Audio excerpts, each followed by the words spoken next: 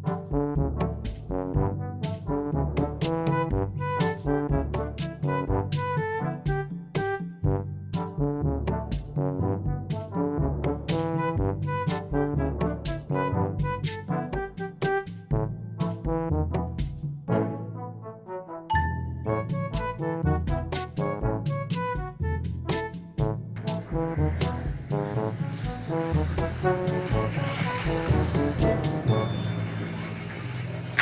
Bonsoir.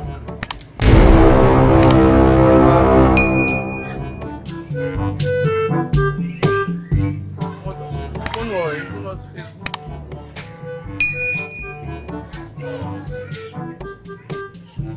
Really? Freaking bad for.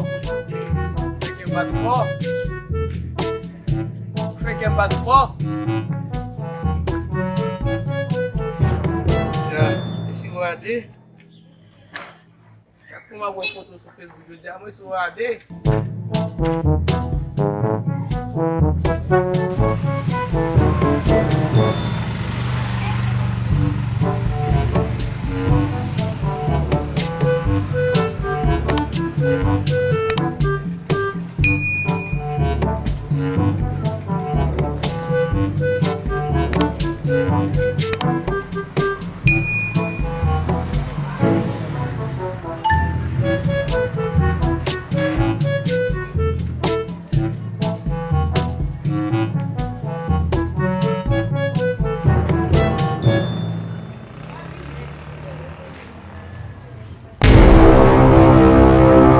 No, no.